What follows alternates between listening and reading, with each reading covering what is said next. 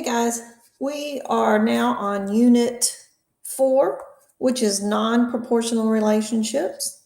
In Unit 3, we learned that proportional relationships are written in the form of y equals kx or y equals mx.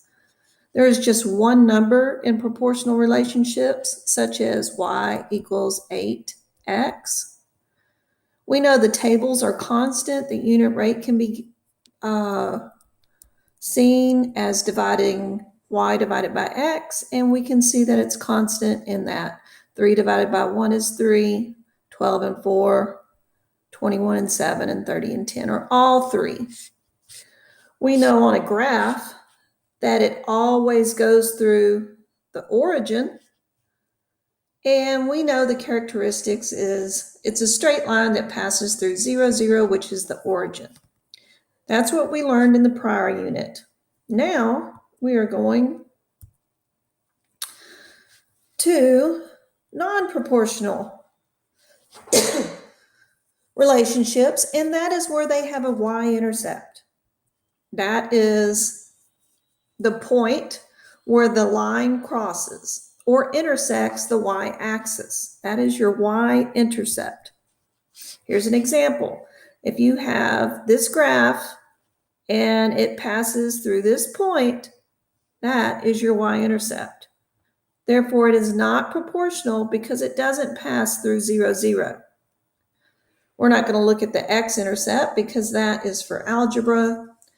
And we know the y-intercept is noted as the letter b. So when you write an equation, y equals mx plus b, this is your y-intercept. And that is when your x is 0 and your y-intercept is where it crosses the y-axis. Okay. Let's go to the next screen.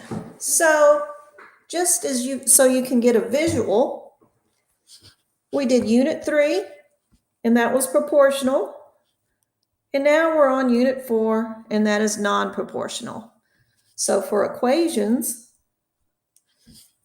they would look like this. An example, y equals negative 7x, just one number because there's no y-intercept. Over here, an example would be y equals 3x plus 8. Okay? We know the graphs for proportional go through 0, 0, which is the origin. We know for non-proportional, they cross the y-axis and get a y-intercept. Therefore, they are not proportional. And last, the graphs, when you divide y divided by x, you get a constant rate of change.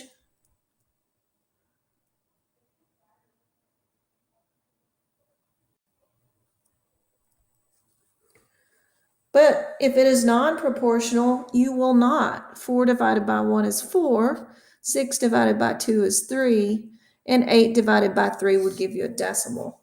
So you already know it's not going to be proportional.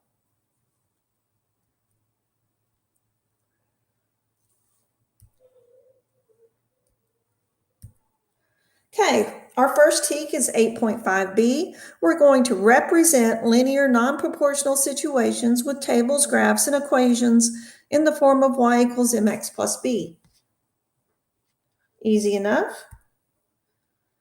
Our notes, we've already completed our notes. And this is how it will look on your test, and this is how it will look on your classwork. So it's going to say which equation represents, because that's all we're doing. We're just representing. We're seeing if we know what this graph looks like. We can see which equation represents this graph. Well, the first way to start this is I would look at this and I would see that the y-intercept is negative 6. That is where it crosses the y-axis. So I can take off this equation.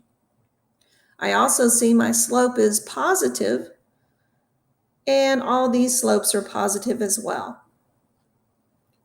If you want to find another exact point on the graph, you're going to be able to solve for slope. So let's see. Perhaps we know this is a point, and it looks like this is an exact point. So I'm going to rise 2, 1, 2. And I'm going to run 1, 2, 3, 4. So my rise is 2, my run is 4, and therefore that can be simplified to 1/2.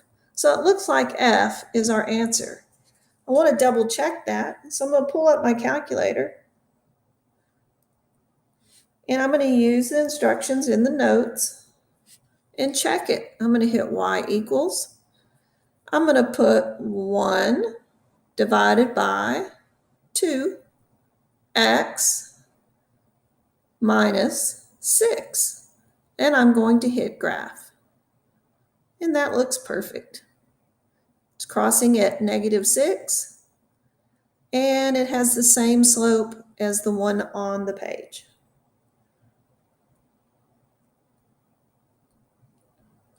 Okay, let's look at another one.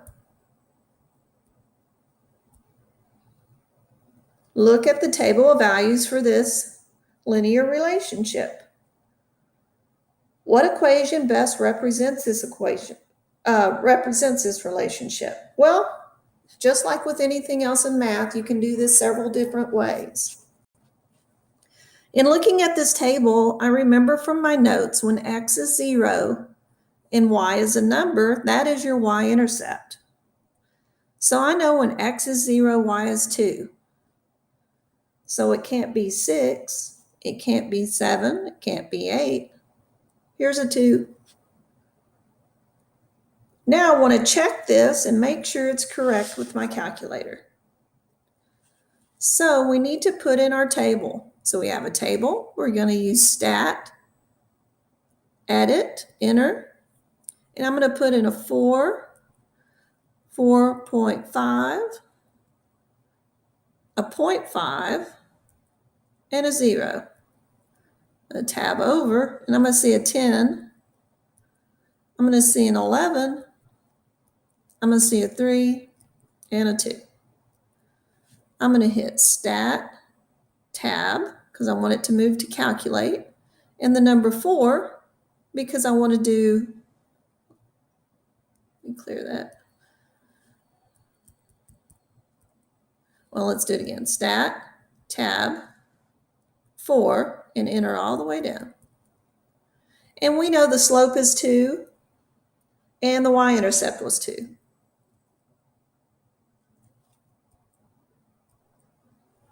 And that works, so we have the right answer.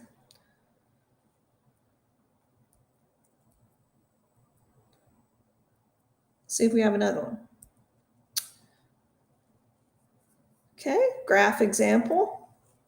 They want to know which graph represents this relationship. So I'm going to look at my y-intercept, and I see it's a -3.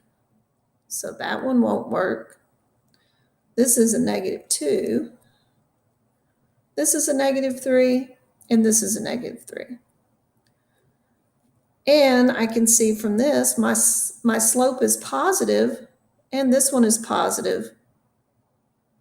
So I know my answer is G, but I want to check it. I'm going to hit y equals. I'm going to clear that out.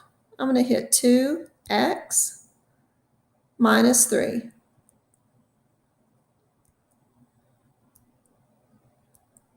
I'm going to hit graph, and that looks perfect.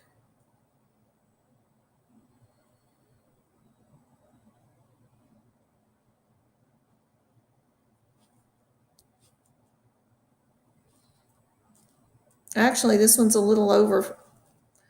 So let's see what we can do here. Let me just check. We know our slope is up 2 over 2.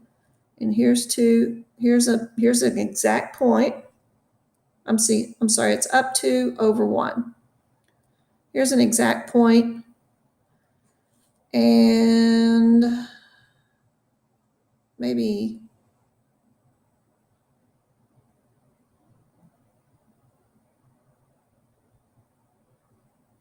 Looks like they drew this graph wrong. But for the purpose of this, we can see that it's G. That's a bad example.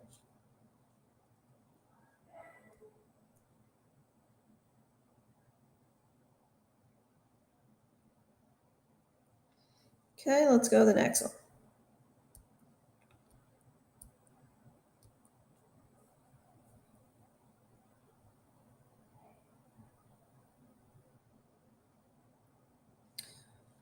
This is bothering me though, but I can see here, this is a positive slope. This is a slope of 2 here. Up 2 over 1, up 2 over 1. But they should have moved this down because it needs to go through. You know what? We could just change this to a -2. I will note myself to do that, so for the future we have it corrected.